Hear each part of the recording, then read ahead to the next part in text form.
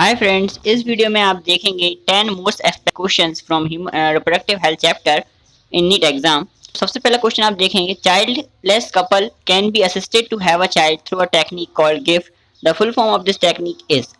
देखिए यहाँ पर आप देख रहे हैं डायग्राम में, ये जो स्पर्म्स हैं उनको हम कहाँ डाल रहे हैं, फेलोपियन ट्यूब में डाल रहे हैं। तो इसको हम बोलते हैं गैमेट इंट्रा फेलोपियन ट्रांसफर। इसलिए जो ऑप्शन डी है हमारा वो सही होगा। तो यहाँ पर हमारा फर्स्ट क्वेश्चन क्लियर होता है। अब हम बढ़ते हैं नेक्स्ट क्वेश्चन की तरफ। वीडियो को आप पूरा एंड तक देखिएगा क्योंकि यहाँ पर आपके क्लियर होंगे 10 इंपॉर्टेंट क्वेश्चंस और उसके साथ ही 10 इंपॉर्टेंट टॉपिक्स जो कि आपके एग्जाम के लिए बहुत ही ज़्यादा इंपॉर्टेंट हैं। चलिए नेक्स्ट क्वेश्चन देख लेते हैं। Embryo with more than 16 blastomeres formed due to in vitro fertilization is transferred into.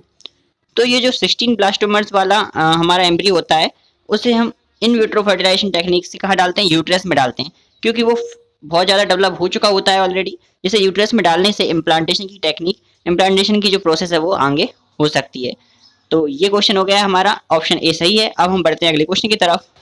ये क्वेश्चन भी हमारा बहुत ही ज़्यादा इंपॉर्टेंट है, इनमें आया था ये, और ये टॉपिक भी बहुत ज़्यादा इंपॉर्टेंट है, vasectomy. Which of the following is incorrect regarding vasectomy. तो देखिए यहाँ पर वैसेक्टोमी में हम क्या करते हैं, जो वासा डिफरेंस है उसको हम यहाँ पर क्रॉस कर देते हैं और वहाँ पर उसको कट लगाकर उसको टाई कर देते हैं।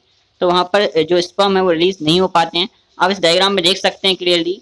तो यहाँ पर जो ऑप्शन बी है, नो स्पर्म ऑक्यूर इन एपिडिडिमिस, ये ऑप्शन गलत है, क्योंकि एपिडिडिमिस में तो स्पर्म होते हैं पर वो जो है एजेक्टुअली डक्ट तक नहीं पहुँच पाते। एजेक्टुअली जो डक्ट होता है, एजेक्टुअली डक्ट, वहाँ तक नहीं पहुँच पाते हैं क्योंकि वासा डिफरेंस को काट दिया जाता है।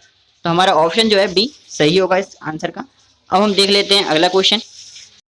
2017 के एग्जाम में आए हो, ये क्वेश्चन भी बहुत ज़्यादा इंपॉर्टेंट है। Match the following sexually transmitted disease column 1 with their causative agent column 2, select the correct option.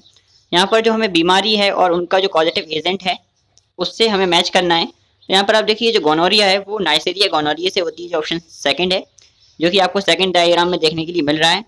यहाँ पर आप देखेंगे साइफिल्स जो है वो ट्रेपोनेमा से होती है, जो कि डायग्राम थर्ड में आप देख रहे हैं।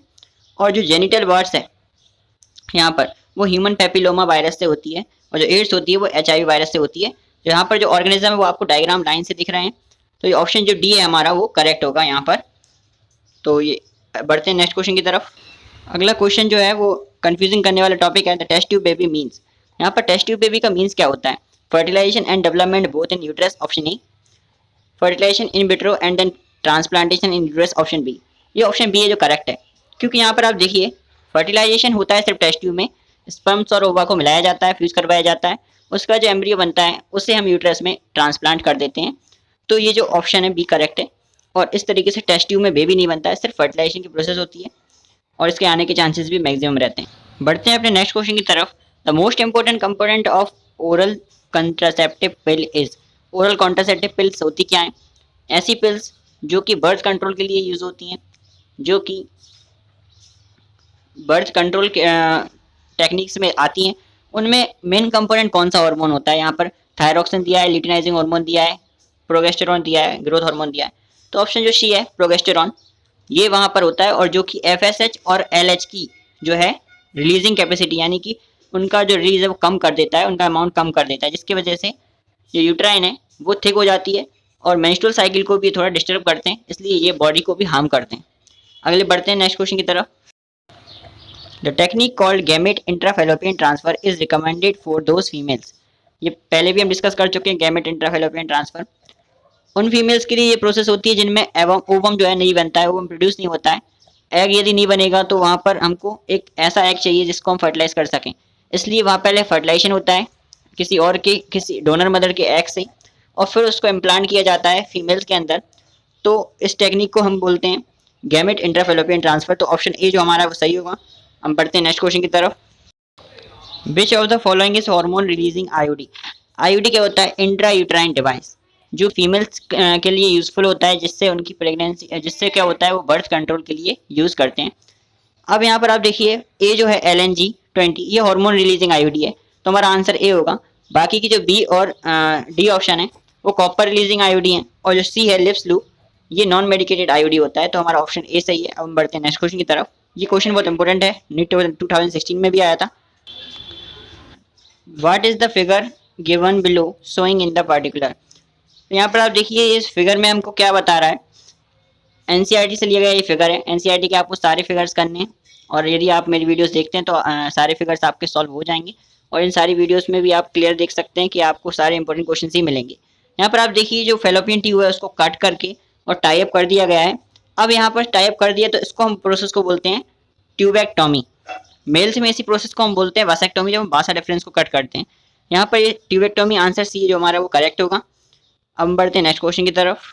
Medical termination of pregnancy is considered safe up to how many weeks of pregnancy.